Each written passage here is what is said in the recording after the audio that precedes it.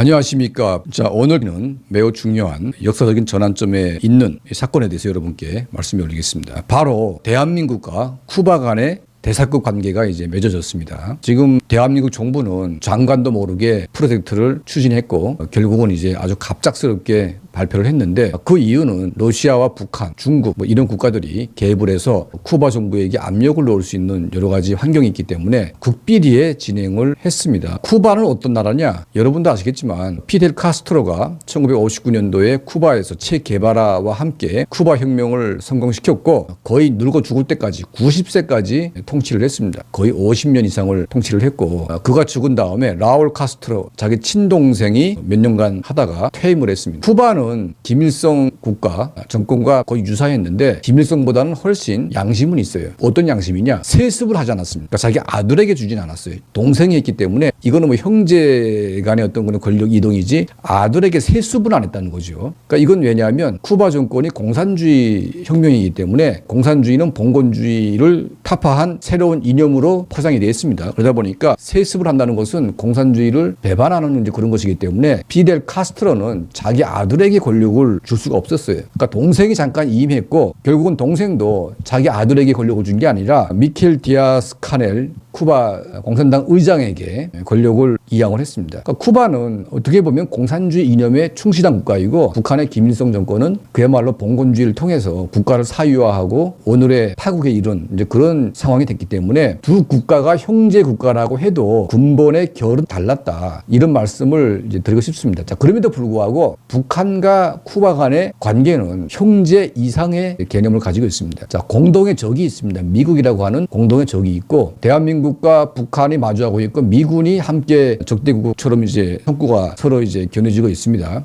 쿠바는 바로 미국의 코앞에서 과거에는 소련의 사주를 받아서 뭐 미사일 소동, 여러 가지 군사적인 어떤 소동을 일으켰는데 그만큼 미국도 쿠바라고 하는 존재가 이게 뭐 이빨 속에 무슨 가시가 박힌 것처럼 굉장히 불편한 이제 그런 관계였습니다. 피델 카스트로와 김일성 간에 맺어진 어떤 끈끈한 의리, 형제 이상의 그런 관계였습니다. 쿠바가 위기에 처했을 때 김일성이가 AK 소총 10만 정을 공짜로 무료로 이제 쿠바에 선물했고요. 여기에 감동받은 피델 카스트로는 평양 시민들이 먹고 남을 설탕을 이제 북한에 보내주었습니다. 그러니까 제가 어릴 때 70년대 초반에도 쿠바에서 보내온 설탕으로 평양시가 넘쳐났던 이제 그런 추억들이 있습니다. 그 이후에는 이제 국방력 강화 때문에 이런 설탕이 민생이 아니라 군수품으로 돌렸다는 이제 그런 말도 있는데 자, 어쨌든 이 카스트로와 김일성으로 상징되는 두 국가의 형제는 라울 카스트로를 이어지면서 현재 김정은 정권까지 이어졌습니다. 자, 바로 김정은 집권 이후에 그나마 김정은의 위상을 올려주었던 유일한 국가가 쿠바였고 쿠바의 국가 수반이 평양을 방문해가지고 김정은의 위상을 세워줬습니다. 김정은은 고립된 것이 아니라 끈끈한 자기 형제 국가들과 연대하고 있다. 이 북한 인민들은 물론이고 전 세계에 이미지를 심어주었습니다. 김정은은 쿠바의 지도자를 정말 깍듯하게 영접을 했습니다. 직접 비행장까지 나가서 이 사람을 이제 영접을 해가지고 굉장한 친구, 동지 이상으로 이제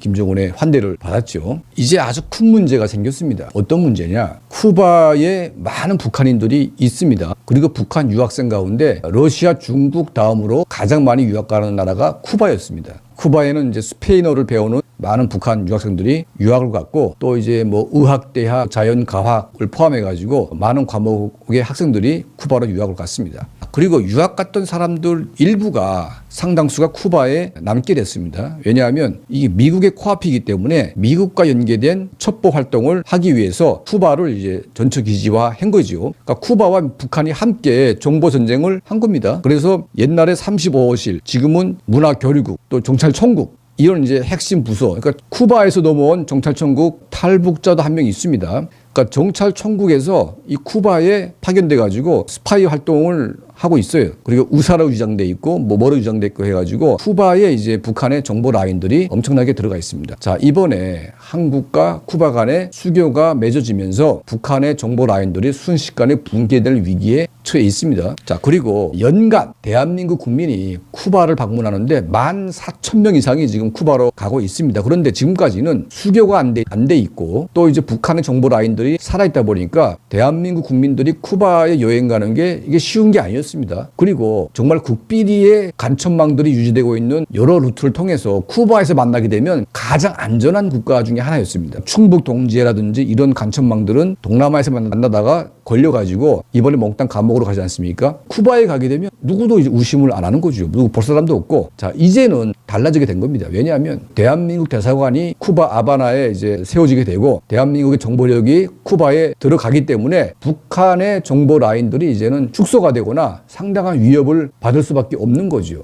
그럼에도 불구하고 가장 중요한 것은 북한 인민들의 머릿속에 쿠바라고 생각하게 되면 불멸의 형제, 불멸의 동지국가 그런 개념입니다. 중국이 개혁개방으로 가고 한국과 수교하고 구소련이 망해서 러시아가 됐고 또 한국과 수교를 하고 모든 전 세계 모든 국가가 북한을 배신했지만 쿠바만큼은 유일하게 북한의 우리를 지켜서 대한민국과 수교를 하지 않았습니다. 불멸의 형제국가. 자, 그런데 이 불멸의 형제국가가 대한민국과 수교를 맺었다. 그것도 김정은 정권이 최악의 위기에 몰려가지고 러시아에 빌붙어가지고 무기 팔아먹으면서 겨우 연명하는 이 찰나에 쿠바가 등을 돌림으로 인해서 김정은 정권이 얻게 되는 엄청난 타격은 이거는 말로 헤아리기가 힘듭니다. 북한 정권의 사망 선고와 같은 그런 개념인 거죠. 북한의 불멸의 형제국가가 등을 돌리고 대한민국으로 왔기 때문에 이젠 김정은 정권의 멸망의 신호탄으로 바로 무방할 이제 그런 사건으로 볼 수가 있습니다. 오죽했으면 김여정이가 한 쿠바 수교 맺는 발표한 날에 일본의 기시다 총리 앞으로 평양을 방북하는 뭐 그런 조건에 대한 그런 발표를 했습니다. 얼마나 급했습니까? 얼마나 고립이 두려웠으면 일본을 끌어들여가지고 일본과의 관계 개선을 하려고 하는 이제 그런 언론 보도를 했는데 앞으로 대한민국이